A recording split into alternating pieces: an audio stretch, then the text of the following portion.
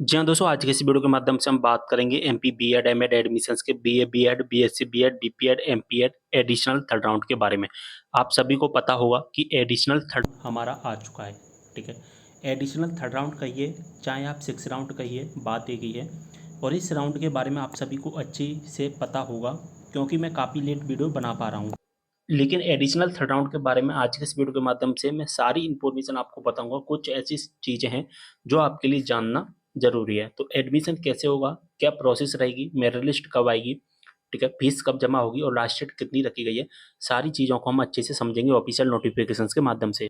यहाँ पर अगर हम बात करें 13 सितंबर को एक नोटिफिकेशन आता है, ठीक है, और यहाँ पर क्लियर मेंशन किया गया है। 13 सितंबर रात्रि के समय आया था कि MEd BPEd MPEd BEd MEd BEd BPEd BSc BEd BElEd BEd अंशकालीन, अगर आपको इन कोर्सेज में एडमिशन लेना है एमपी के किसी भी गवर्नमेंट एंड प्राइवेट कॉलेज में, सॉरी गवर्नमेंट नहीं, ओनली प्राइवेट कॉलेज की हम बात करेंगे क्योंकि ये जो राउंड आया है एनसीटी ही जो करवाती है, वो केवल प्राइवेट कॉलेज के लिए करवाती है। ठीक है, यहाँ पर नोटिफिकेशन आया है एडिशनल थर्ड राउंड के बारे में। इससे पहले एडिशनल सेकंड राउंड हुआ था और एडिशनल सेकंड राउंड हमारा 31 अगस्त को समाप्त कर दिया गया था।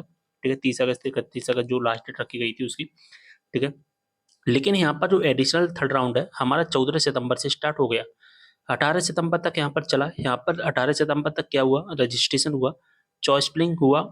ठीक है, इसके बाद में 18 सितंबर तक हमारे डॉक्यूमेंट वेरिफिकेशन का काम हुआ। तो 14 तारीख से लेकर 18 तारीख तक क्या काम हुए थे हमारे, रजिस्ट्रेशन, ठीक है, चॉइस फिलिंग और डॉक्यूमेंट वेरिफिकेशन, ये चीज़ें आपने करवा ली होंगी। रजिस्ट्रेशन कौन से छात्रों को करना था, रजिस्ट्रेशन न्यू छात्रों को करना था जिन्होंने अभी तक रजिस्ट्रेशन नहीं करवाया था। चॉइस फिलिंग किसे करनी थी, choice filling new and old दोनों छात्रों को करना था। डॉक्यूमेंट वेरिफिकेशन केवल न्यू छात्रों को करना था जिन्होंने डॉक्यूमेंट वेरिफिकेशन नहीं करवाया था। ठीक है, इसके बाद अगर मान के चलिए आपने रजिस्ट्रेशन किया और रजिस्ट्रेशन में कुछ गलतियां हो जाती हैं तो फॉर्म एडिट करने की लास्ट डेट 19 सितंबर रखी गई थी। ठीक है, इसके बाद में 20 सितंबर को किया हुआ, हमारी मेरिट लिस्ट आई। अब दोस्तों मेरिट लिस्ट के बारे में एक बात बता दूं, जो मेरिट लिस्ट होती है ना हमारी दो तरह से आती है। सबसे पहले रैंक मेरिट लिस्ट आती है, नंबर 2 पर आती है हमारी कट ऑफ लिस्ट। ठीक है, नंबर 2 पर कौन सी आती है, cut off list. Rank merit list में हमें क्या पता चलता है कि हमारे कॉलेज, सॉरी हमारे कोर्स में, हम जिस कोर्स में एडमिशन ले रहे हैं उस कोर्स में एडमिशन लेने के लिए कितने स्टूडेंट ने इस राउंड में पार्टिसिपेट किया है। ठीक है, साथ ही उन स्टूडेंट में से हमारी परसेंट के आधार पर हमारा रैंक कितना है। मान के चलिए 10,000 स्टूडेंट ने पार्टिसिपेट किया, तो इस 10,000 स्टूडेंट में से हमारा रैंक कितना है। और ये रैंक डिसाइड होता है हमारी परसेंट के आधार पर, हमारी यूजी एंड पीजी की परसेंट के आधार पर रैंक डिसाइड होती है। ठीक है, अब दोस्तों आपकी रैंक मेरिट लिस्ट आ चुकी है, 20 सितंबर को आपने देख भी ली होगी। चलिए मैं बता देता हूँ आपको। जैसा कि देख पा रहे हैं, जब हम इसकी ऑफिशियल वेबसाइट पर आते हैं तो merit list third additional round के नाम से लिंक एक्टिवेट कर दिया गया है। ठीक है, 20 सितंबर को आना था लेकिन 20 सितंबर को लिस्ट नहीं आ पाई थी और 21 सितंबर को उसको एक्टिवेट किया गया है। ठीक है, 30 सितंबर तक एक्टिवेट रहेगा। क्लिक केयर वाले ऑप्शन पर क्लिक करके इसको अपनी जो कि रैंक मेरिट लिस्ट देख पाएंगे एप्लीकेशन नंबर फिल करने के बाद में। ठीक है, बात समझ में आ गई। अब दोस्तों अगर आपने रैंक मेरिट लिस्ट नहीं देखी है तो देख लीजिए, और साथ ही आपका कितना रैंक है किस कोर्स में कमेंट करके जरूर बताना। साथ ही आपके कोर्स में टोटल कितने स्टूडेंट ने रजिस्ट्रेशन करवाया यानी कि पार्टिसिपेट किया है, वो नंबर भी आपको दिख रहा होगा, उस नंबर को भी कमेंट के माध्यम से जरूर बताना। इसके बाद होगा क्या कि रैंक मेरिट लिस्ट आने के बाद में अब दोस्तों दूसरे नंबर पर जो लिस्ट आती है वो आती है कट ऑफ लिस्ट। और जो हमारी कट ऑफ लिस्ट है वो कब आएगी, 26 सितंबर को हमारी कट ऑफ लिस्ट आ जाएगी। ठीक है, कट ऑफ लिस्ट में होता क्या है दोस्तों, कट ऑफ लिस्ट में हमें ये पता चलता है कि हमारा जो कट ऑफ है कितना गया है हमारे कॉलेज का, साथ ही हमें कॉलेज अलॉट किया गया है या नहीं किया गया, ये सारी चीज़ें हमें पता चल जाती हैं। अगर हमारा किसी कॉलेज में नाम आ जाता है तो फिर 26 तारीख से लेकर 30 तारीख के बीच में हमें अपनी फीस जमा करनी होती है। हमें अपनी फीस कितनी जमा करनी है, हमारे कॉलेज की कितनी भी फीस हो उस कॉलेज का केवल फर्स्ट इंस्टॉलमेंट केवल और केवल 5,000 रुपये हमें जमा करना है और कुछ भी नहीं करना है। बाकी की जो शेष फीस होती है वो कहाँ पर जमा होगी, जो शेष फीस होगी वो हमारे कॉलेज में जमा होगी जिस कॉलेज में हमने एडमिशन लिया है।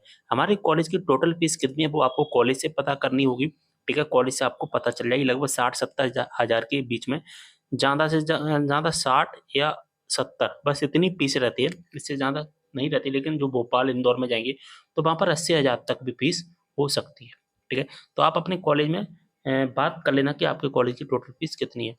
ठीक है, जब आप अपनी फीस को जमा कर देते हैं और फीस को जमा करने के बाद में आपको क्या करना है, अब आपको टीसी प्लस आपके जो भी डॉक्यूमेंट है उन डॉक्यूमेंट का फिर से वेरिफिकेशन करवाना है। ठीक है, और ये वेरिफिकेशन कब होगा? ये वेरिफिकेशन होता है हमारा फीस जमा करने के बाद। आपने फीस जमा कर दी 5,000 रुपये, तो 5,000 जमा करने के बाद हमें अब टीसी का वेरिफिकेशन करवाना है, साथ ही हमें अपनी डॉक्यूमेंट के वेरिफिकेशन करवाने हैं। 5 अक्टूबर लास्ट डेट रखी गई है। ये कहाँ पर होता है? ये हमारा होता है हेल्प सेंटर पर। तो यहाँ पर लिखा गया है कि प्रवेश प्राप्त करने वाले आवेदक अपने हेल्प सेंटर पर जाकर भौतिक रूप से उपस्थित होकर आपके जितने भी मूल दस्तावेज हैं, साथ ही आपकी जो मूल टीसी है उसको जमा करना है, यानी कि वेरिफिकेशन करवाना है। फीस जमा करने के बाद एक तो वेरिफिकेशन होता है जब हम रजिस्ट्रेशन चॉइस पे करते हैं, और एक वेरिफिकेशन होता है फीस जमा करने के बाद, यानी कि 2 बार रजिस्ट्रे सॉरी 2 बार वेरिफिकेशन होता है। बात समझ में आ गई? सारी चीज़ें समझ में आ गई होगी। इसकी ऑफिशियल वेबसाइट है, जो ऑफिशियल वेबसाइट मैं बता देता हूँ। ये हमारी ऑफिशियल वेबसाइट है, जैसा कि देख पा रहे हैं। काउंसलिंग एक्टिविटी पर जब हम क्लिक करेंगे तो यहाँ से आप अपनी मेरिट लिस्ट देख पाएंगे किसी भी कोर्स के लिए। यहाँ पर बीएड के 2 ऑप्शंस दिखाई देंगे, तो फर्स्ट वाले ऑप्शन से नहीं बोलना है, सेकंड वाले ऑप्शन को ही हमें टिक करना है। बात समझ में आ गई?